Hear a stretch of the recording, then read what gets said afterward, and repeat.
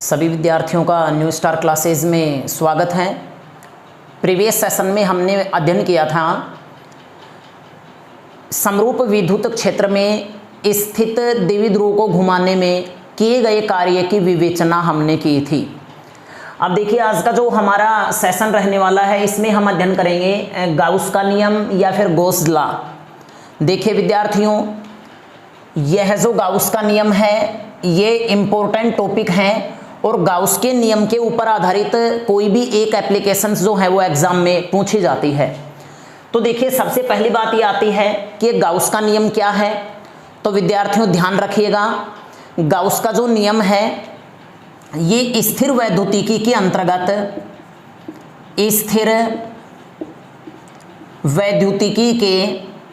अंतर्गत किसी बंद पृष्ठ में उपस्थित किसी बिंदु के ऊपर विद्युत क्षेत्र व उस पृष्ठ से गुजरने वाले फ्लक्स के बीच संबंध स्थापित करता है।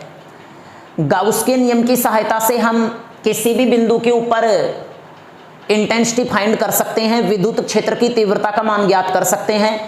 वैसे तो देखिए हम विद्युत क्षेत्र की तीव्रता का मान हम कूलाम के नियम से भी ज्ञात कर सकते हैं, लेकिन कूलाम का जो नियम है ये केवल स्थिर बिंदुवत आवेशों के लिए लागू होता है, जबकि अगर गाउस के नियम की बात करें तो ये स्थिर आवेशों के लिए तो लागू होगा ही होगा, साथ में गतिमान आवेशों के लिए भी लागू होगा।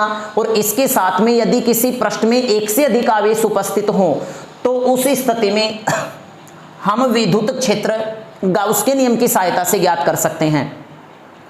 क्या है ये गाउस का नियम? तो देखिए विद्यार्थियों, जैसे मान लीजिए ये एक समरूप विद्युत क्षेत्र है, ध्यान दीजिएगा, और यहां पर मैंने एक बंद पृष्ठ रख दिया या बंद काल्पनिक पृष्ठ रख दिया।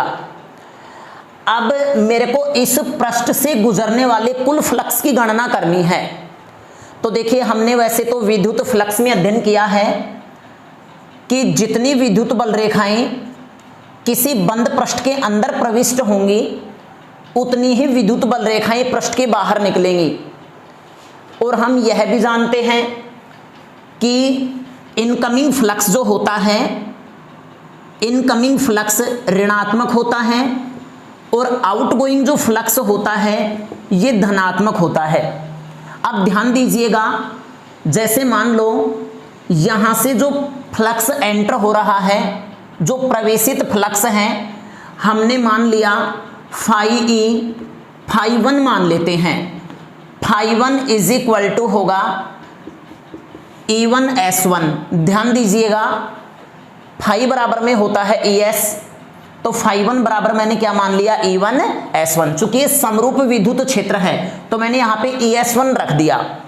अब यहां देखो ये तो हो गई इस वाले पृष्ठ की बात विद्यार्थियों। अब यदि मैं बात करूं इस वाले पृष्ठ की, तो देखो इस पृष्ठ से जो ये फ्लक्स है ये बाहर निकल रहा है, निर्गत फ्लक्स। इसको मैं फाई 2 से नोट करता हूं। फाई 2 बराबर में होगा, चूंकि ये प्रवेशित फ्लक्स ऋणात्मक था और निर्गत फ्लक्स है ये धनात्मक होगा, तो मैं इसको लिख सकता हूं ES2। अब देखिए विद्यार्थियों, S1 और S2 की बात की जाए तो दोनों आकार में समान हैं, अर्थात S1 बराबर में क्या है S2 के। तो मैं यहां पे देखो टोटल फ्लक्स निकालता हूं, फाई टोटल फ्लक्स इस संपूर्ण पृष्ठ से निर्गत कुल विद्युत फ्लक्स फाई 1 प्लस में फाई 2। अब देखिए फाई 1 का जो मान है विद्यार्थियों ये मैं यहां पे रखता हूं माइनस का ES1 प्लस फाई 2 का मान क्या रखेंगे प्लस ES2। लेकिन हम ये जानते हैं S1 बराबर में S2 है तो टोटल फ्लक्स जो है वो क्या हो जाएगा 0। अब यहां देखें गाउस के नियम से हम कैसे प्राप्त करें। तो यहां देखो विद्यार्थियों, ये जो पूरा पृष्ठ है इस पृष्ठ में उपस्थित जो कुल आवेश है उसका मान है 0। इस बंद पृष्ठ के अंदर टोटल चार्ज क्या है 0 है। तो गाउस का नियम क्या बताता है? इस नियमानुसार विद्युत क्षेत्र में उपस्थित किसी बंद काल्पनिक पृष्ठ से निर्गत कुल विद्युत फ्लक्स का मान उसी पृष्ठ में उपस्थित कुलावेश व निर्वात की विद्युतशीलता के अनुपात के समान होता है। अब यहां 1 मिनट के लिए ध्यान दीजिएगा, समेशन Q का मान यहां पे 0 है क्योंकि जितनी बल रेखाएं इसके अंदर प्रवेश हो रही हैं उतनी बल रेखा इससे बाहर निकल रही हैं। तो यहां ध्यान देने की बात यह है कि इसके अंदर जो मौजूद आवेश है वो टोटल 0 है। तो यहां देखिए, किसी पृष्ठ से निर्गत फ्लक्स की बात की जाए तो निर्गत फ्लक्स में उस पृष्ठ के बाहर उपस्थित आवेशों का किसी भी प्रकार का कोई भी योगदान नहीं होता है। अर्थात अगर कोई आवेश बंद पृष्ठ से बाहर मौजूद है, पृष्ठ के अंदर टोटल चार्ज 0 है, तो उसका जो टोटल फ्लक्स है उसका मान बाहर उपस्थित आवेश पर निर्भर नहीं करता है, क्योंकि जितना फ्लक्स इनकमिंग होगा, प्रवेशित होगा, उतना ही फ्लक्स उस पृष्ठ से बाहर निकलता है।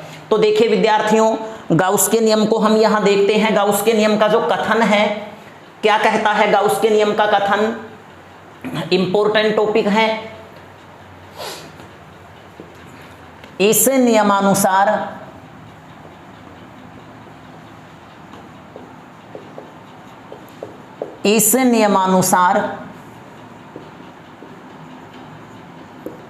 विद्युत क्षेत्र में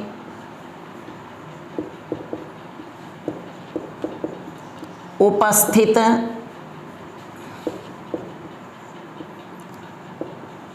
किसी बंद काल्पनिक पृष्ठ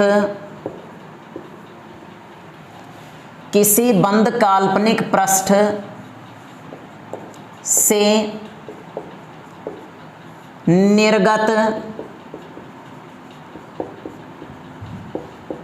विद्युत फ्लक्स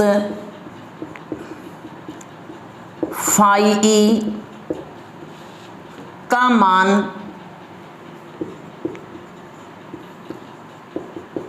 उसी पृष्ठ से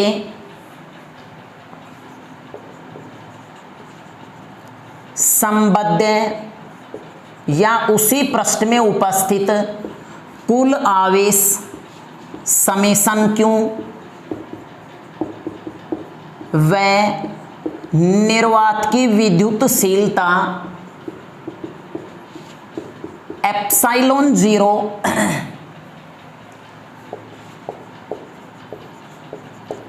के अनुपात के तुल्य होता है। अगर देखिए विद्यार्थियों, बंद काल्पनिक पृष्ठ किसी माध्यम में उपस्थित हैं तो यहां पर निर्वात की विद्युतशीलता के स्थान पर माध्यम की विद्युतशीलता एप्सिलॉन आएगा। अब देखिए विद्युतशीलता होती क्या है, तो मैंने आपको स्टार्टिंग में बताया था कि विद्युतशीलता जो होती है एक ऐसी भौतिक राशि होती है जो दो आवेशों के बीच लगने वाले बल की इंटेंसिटी, प्रबलता को प्रदर्शित करती है। तो देखिए गाउस के नियमानुसार phi E is equal to summation Q upon epsilon naught. ये है विद्यार्थियों गाउस के नियम का कथन। अब देखिए, परंतु विद्युत फ्लक्स की परिभाषा से अगर बात की जाए, विद्युत फ्लक्स की परिभाषा की, तो हम ये जानते हैं कि phi E is equal to होगा बंद रेखा समाकलन पृष्ठ के अनुदिश EDS। अब यहां देखें, समीकरण 1 और 2 की तुलना की जाए, इक्वेशन 1 व इक्वेशन 2 से phi E is equal to, यहां देखिए phi E is equal to बंद रेखा समाकलन पृष्ठ के अनुदिश vector E dot vector ds is equal to summation Q upon में एप्सिलॉन नोट। और यदि कोई वस्तु अचालक है तो उसके अंदर जो आवेश है, जितने स्थान को दिया जाएगा उतने ही स्थान के ऊपर आवेश रहेगा। मेरे कहने का अर्थ यह है विद्यार्थियों, जैसे मान लीजिए आवेश का जो वितरण है हमने त्रिविमीय वितरण मान लिया कि आवेश लंबाई, चौड़ाई और ऊंचाई अर्थात आयतन के अनुदिश समान रूप से वितरित है। तो आयतन या आवेश घनत्व की परिभाषा से रो बराबर में होगा dq अपोन में dv। हमें मान आवेश का ज्ञात करना है इस टोटल संपूर्ण आयतन में, तो डी क्यू बराबर में होगा रो डी वी। कुल आवेश की बात करें तो समाकलन करेंगे आयतन के अनुदिश। तो यहाँ देखिए समाकलन डी क्यू का मान कहो या सिग्मा डी क्यू का मान, सिग्मा क्यू का मान, तो सिग्मा क्यू का मान मैं यहाँ पर ये रख सकता हूँ 1/ε0 समाकलन आयतन के अनुदिश रो इंटू में डीवी। ये जो समीकरण 3 प्राप्त हुआ है, इस समीकरण 3 को गाउस प्रमेय भी कहा जाता है। समीकरण 3 को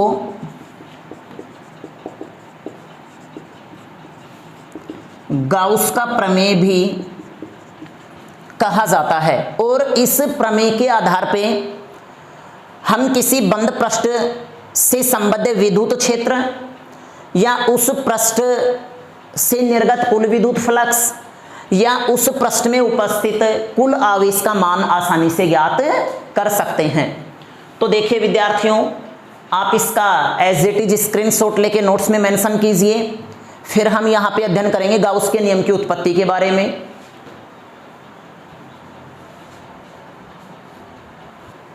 तो बने रहिए मेरे साथ लगातार। नेक्स्ट वीडियो में हम गाउस के नियम की उत्पत्ति के बारे में अध्ययन करेंगे, साथ में इससे संबंधित कुछ इंपॉर्टेंट फैक्ट्स हैं उसका अध्ययन करेंगे। ओके।